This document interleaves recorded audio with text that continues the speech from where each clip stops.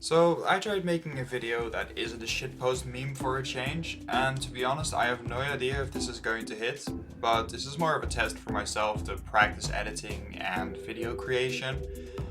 Today we're playing Terraria with a custom challenge. I'm sure that this challenge has been done before, so this won't be original, but I hope you enjoy it anyway. Okay, let's go over the rules then. I'm placing a limitation on weapons, armor, and accessories that can have stat modifiers. All of these things must be obtained through fishing or water-related sources, and that includes weapons and other recipes that have been crafted with those items. A few notable sources of items that I'll allow are items from crates, drops from fished up enemies, and fish enemies that aren't necessarily fished up, water chests, and angler quest rewards. Notably, equipment, permanent consumables, crafting stations, area buffs, and tools are not included. As for potions, I have set some special rules in place. Any potion that has been obtained through a fishing crate is obviously allowed, but I'll also allow myself to craft potions later under specific conditions. These conditions are that I'll need a staff of regrowth obtained from a jungle crate, farm herbs in their respective planter box. Looking at you, Gecko. This gives me an incentive to beat all the pre-hard mode bosses. And on top of that, I'll need to have an alchemy table specifically fished up in the dungeon. Obviously, I craft a wooden fishing pole as soon as I can, and I set up a few houses that I can hide in, considering I currently don't have a weapon. I have my eyes peeled on the desert because of the scarab fishing pole, magic conch, and lots of food like lobster tails. Some basic mining ends me up with right about what you would expect from early game mining. A lack of concentration, my singing monsters gameplay, and a bunch of early game ores. I use them for a fishing pole, a cooking pot, and a toilet, which if you didn't know, that gives you 5 fishing power in this game. I fish up a few crates, and that mostly gives me even more ores, but this time it's ores that I can use. After which my attention span is once again AFK, so I scrolled the Terraria wiki with no clear goal in mind, and I happened to figure out that irresponsibly drinking makes you better at fishing. With even more crates after a lot of drunk fishing, I get even more ores, but also a pair of silfish boots and a radar. Which is very cool because it's warding, and unlike the copper watch that I made earlier, I'm actually allowed to wear this thing for 4 defense. Looking through the stuff that I fished up, I noticed that I have enough lead bars to make a weapon, so after, 2 hours? After 2 hours, I make myself a lead broadsword. With my newfound courage, I go into the jungle and I get brutally murdered instantly. After that setback, I decide to go fishing again, what a surprise, and I get myself some climbing claws and a tsunami in a bottle. Then I find my first golden crate, which contains a gravitation potion and some tungsten bars, so I use it to go look for a sky island, and even though it's not incredibly useful for me, it was exciting and a nice change of pace, because I had been sitting there, literally drinking beer and fishing, sitting on a toilet. That sounds very specific when I say it out loud. Anyway, I've been sitting there for a long time. Back in the jungle, I find myself a water chest, which has a few more goodies, but most notably a trident.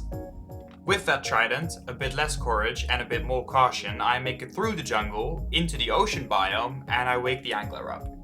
Then I build him a house at the ocean biome, and that's where I called it a day.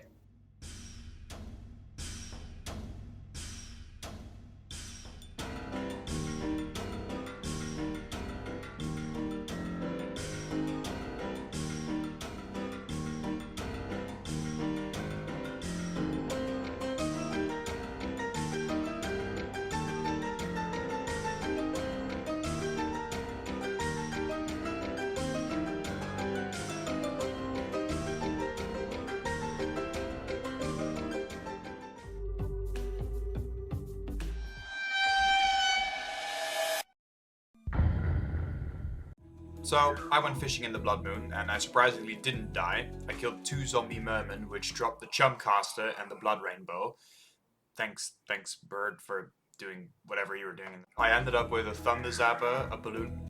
Can you give me a fucking moment, mate? Basically all the shit that is on screen right now.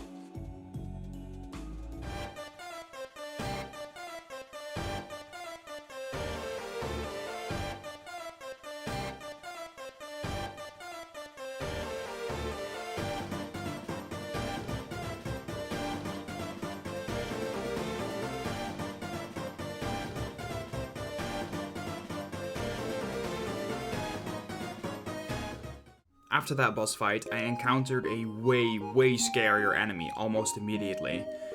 Jokes aside, I continued fishing. I fished up a few other crates, including a golden one, which contained a life crystal. And I had at some point considered doing, like, rules where I had to fish up life crystals to get to 400. This video is like 5 minutes long now, and the amount of time spent in the world is over 12 hours. So I'm very happy that I did not do that. Anyway, the slime rain started, and that made me think of this image, which my friends called the butt slime.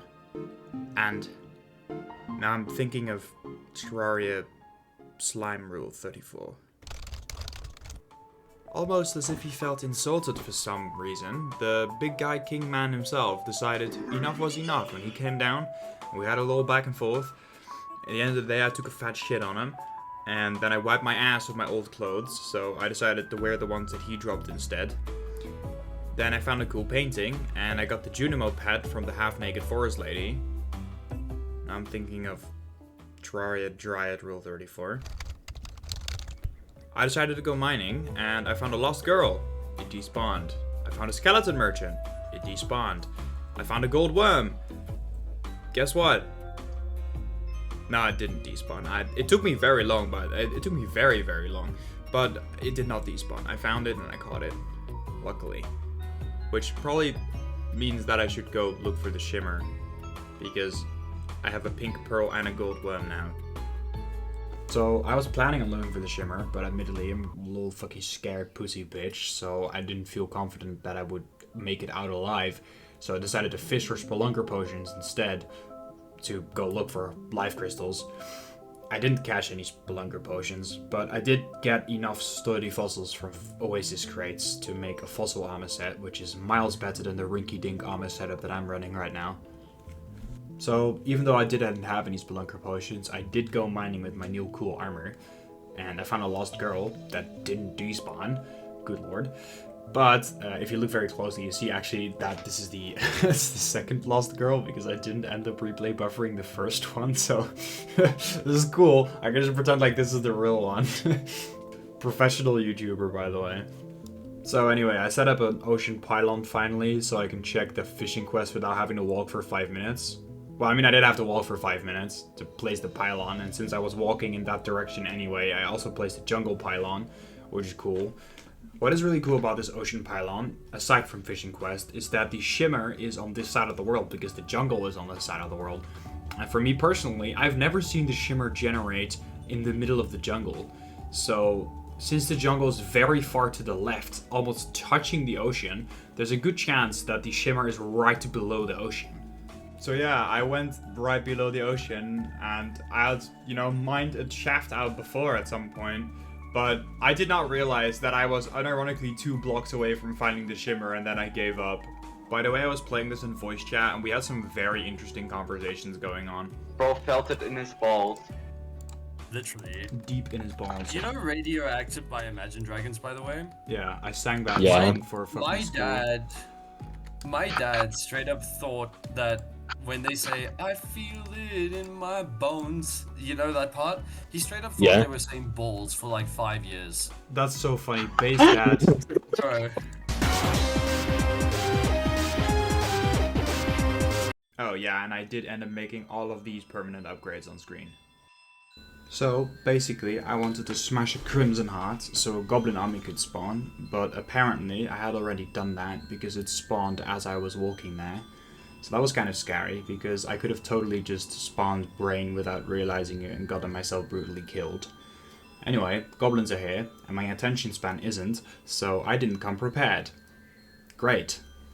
The main issue I ran into is that I had no way to stop the goblin archers from shooting their fat loads at me, so I decided I needed something to knock them back from a distance without forcing myself to get into melee range.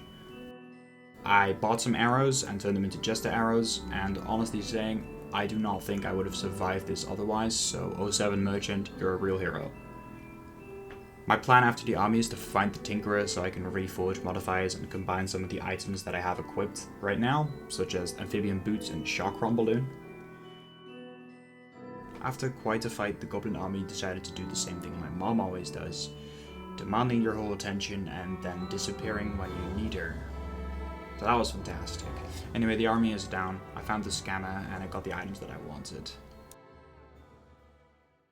With the gear and the reforges that I wanted ready, I decided to go down into the Crimson, blow my load over a heart, and spawn the brain. There wasn't really anything noteworthy about this fight other than the fact that I died 1 frame after he died, but considering this is not hardcore, that doesn't matter, and I can just pretend like I'm a really good Terraria player. I was working on housing in the snow biome when this ugly motherfucker decided to show up. I completely forgot he could spawn naturally, but I so happened to be in the snow biome at midnight while it was snowing, so really just my bad, but like, you can't tell me that you think about this spawn condition every time you pass through the biome, like, come on. Anyway, he killed me once and then I killed him once, but unlike him, I can respawn, so clearly that means that I'm better. Also, I got Lucy, so W's in the chat for Lucy. Finally attached a horseshoe to my balloon and made it warding as well. Then the goblins decided they wanted a rematch. I dig slapped them back to where they came from again.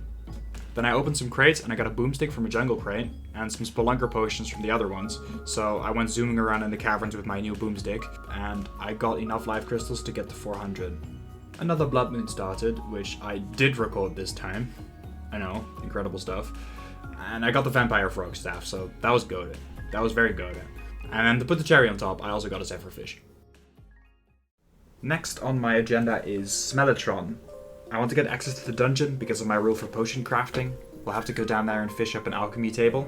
But before that, I get myself a staff of regrowth, and with some of the copper that I have been collecting, I turned it into an axe of regrowth. So now we can actually farm herbs to make potions with later. I also got an enchanted sword from a golden crate, so we're slapping that on top as well. Here's a funky crafting recipe that I cooked up.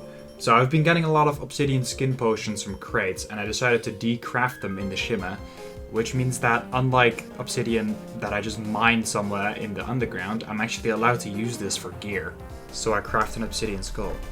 Speaking of obsidian, I did some lava fishing for obsidian crates, and this mostly just gave me flamewalker boots, which are insane cool drip, but also lockboxes that we can open later.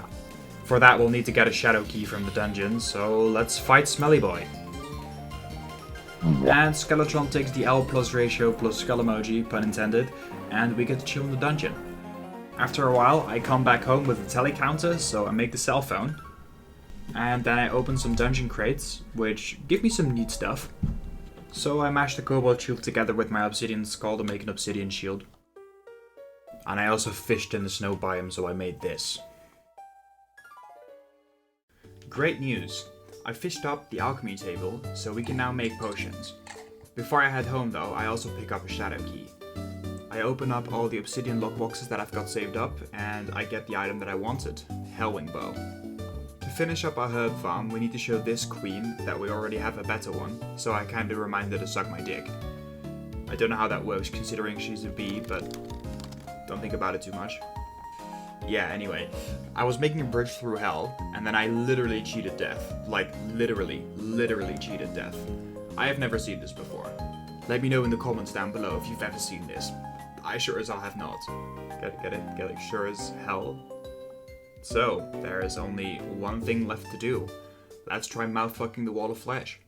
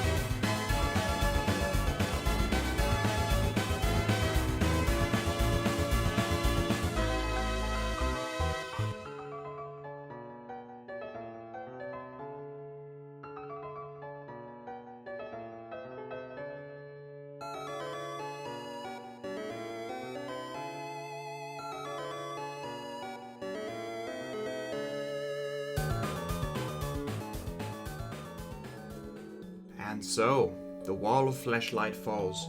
The ancient spirits of light and dark have been released, but more importantly, I can finally release this video.